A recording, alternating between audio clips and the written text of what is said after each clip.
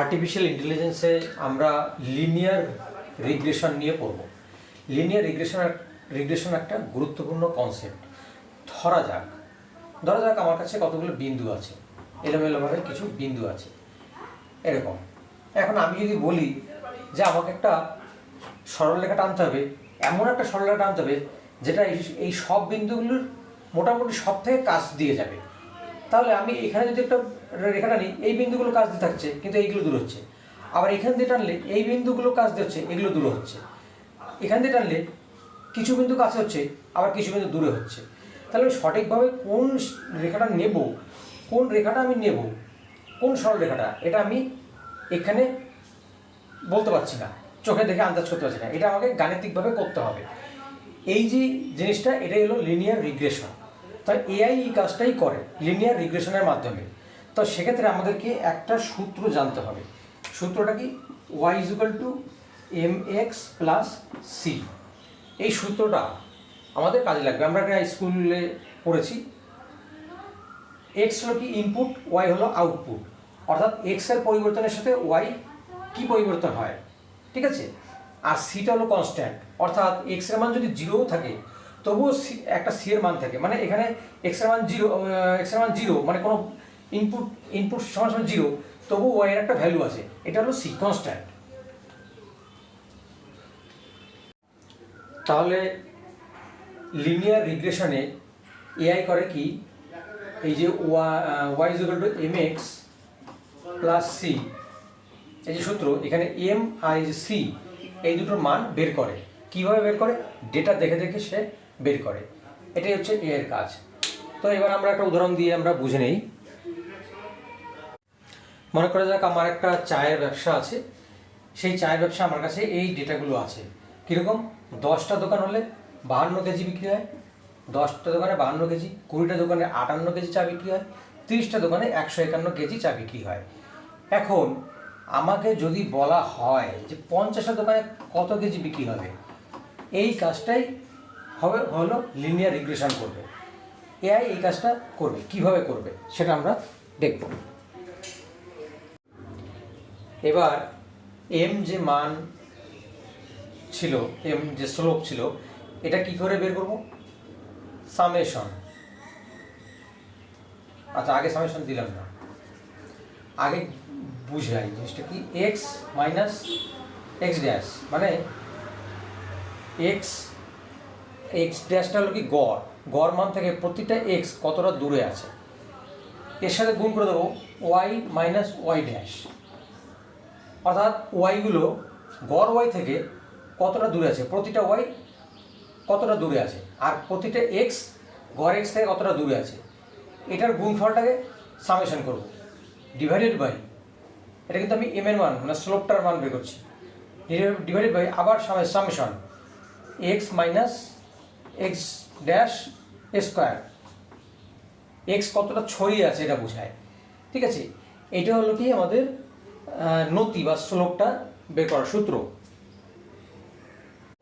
তাহলে এখানে এবার এক্স এর গড়, ওয়াই এর গড় করলাম, এটা করলে 20 আসে, ওয়াই এর গড় করলে 100.33 আসে, ঠিক আছে? এই যে ভ্যালুগুলো ছিল সেগুলো পুট করে দিচ্ছি, আর কিছু করিনি, ঠিক আছে? সমীকরণে যদি বসিয়ে দিই মানগুলো, এম এর ভ্যালু 4.95 আসবে। এবার এম এর ভ্যালু যদি আমি পেয়ে যাই, তাহলে সেখান থেকে বি এর ভ্যালুটা 1.33 আমি পেয়ে যাব। তাহলে যদি তাই হয়, তাহলে একটা চূড়ান্ত সমীকরণ তো আমার আসলো। তাহলে সেই সমীকরণটা আমি লিখে ফেলি। y = আমি তো জানি যে y = mx + c। এম এর মান পেয়ে গেলাম কত? 4.95 প্লাস c 1.33।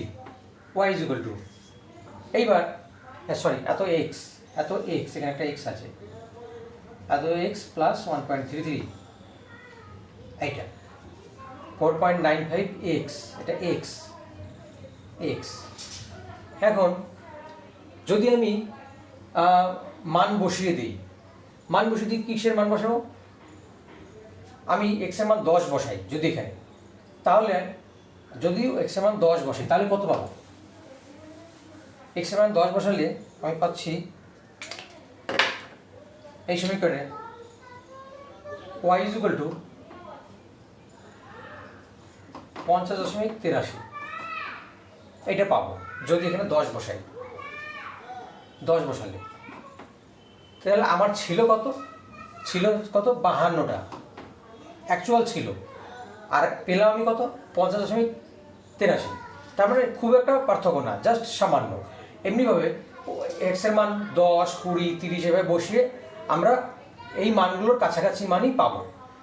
এবার যদি আমি তাহলে যদি বলি 50টা এক্স এর মান 50টা দোকান, আমার চেয়েছিল যেটা যে 50টা যদি দোকান হয় তাহলে বিক্রি কতগুলো হবে, তাহলে সেইভাবে যদি আমরা বসিয়ে দিই তাহলে আমরা এটা কত পাই 4.95 ইন্টু এই যে 50 প্লাস 1.33, এটাকে করলে আসে 249, 249।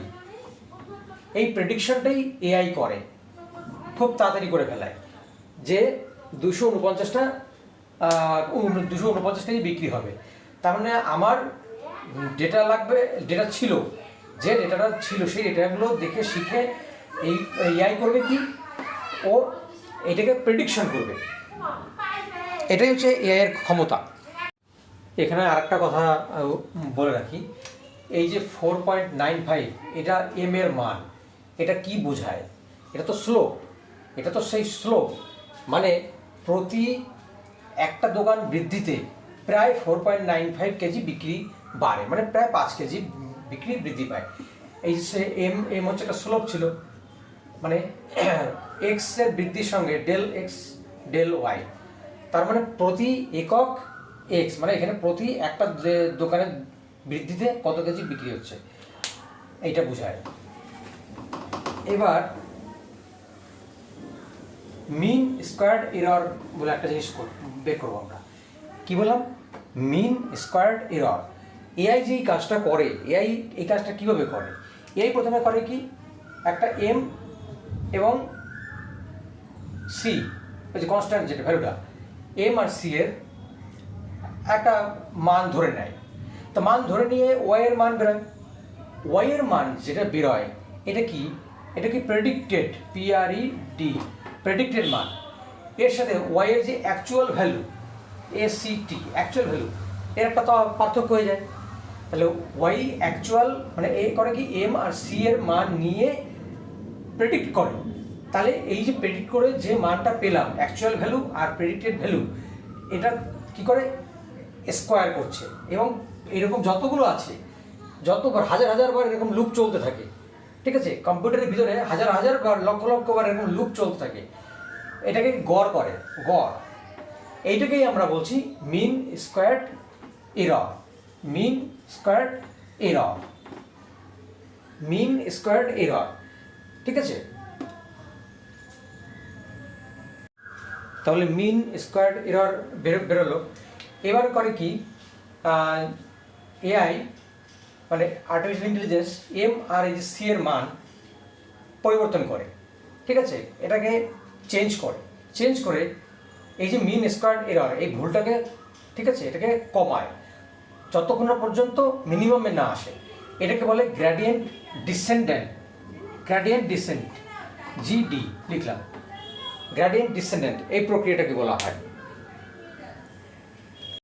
সরি, এটা গ্রেডিয়েন্ট ডিসেন্ট হবে। ঠিক আছে, গ্রেডিয়েন্ট ডিসেন্ট, DESCENT, ডিসেন্ডেন্ট না, গ্রেডিয়েন্ট ডিসেন্ট বলে এই প্রক্রিয়াটাকে। তাহলে এআই কীভাবে শেখে আমরা বুঝতে পারলাম। এবার এটাকে এই মডেলটা, এর একটা মাপ আছে যে মডেলটা কেমন। এই যে এআই মডেল বানালাম সেটার কি R² দিয়ে মাপা হয়। যদি এটা 1 হয় তার মানে কি মডেল নিখুঁত, কোনো ভুল নেই। যদি R² = 0 হয় তার মানে কি কিছুই শেখেনি।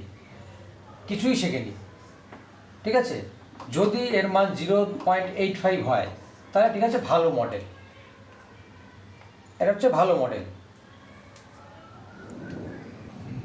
এখানে একটা কথা বলবো, সেটা হলো যে বাস্তব জীবনে কিন্তু এরকম খুব সহজ ইকুয়েশন থাকে না।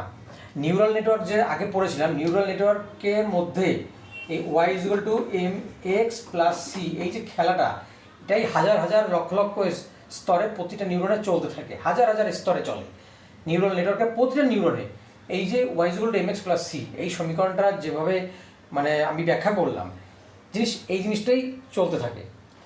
তো বাস্তব জীবনে কিন্তু শুধুমাত্র এক্সের একটা মান দেয় না। যেমন ধরো আমি বললাম, এখানে বলেছিলাম যে শুধুমাত্র 10টা দোকান থাকলে 52 কেজি বিক্রি হচ্ছে, দোকান বাড়লে কত কেজি। এবার সঙ্গে সঙ্গে যদি আরও অনেকগুলি প্যারামিটার দেওয়া হয়, যেমন একটা বাড়ির স্কোয়ার ফুট দেখে মানে আয়তন দেখে তার ভ্যালু বের করলাম। বাড়িটার আবার শুধু আয়তন দেখলে হবে না, তার লোকেশন, তার পারিপার্শ্বিক পরিস্থিতি, নানান কিছু এরকম। সেসব ক্ষেত্রে আমাদের সেটা করতে গেলে মাল্টিপল লিনিয়ার রিগ্রেশন করতে হবে। সেটা নিয়ে আমরা পরে একটা ভিডিওতে আবার আলোচনা করব।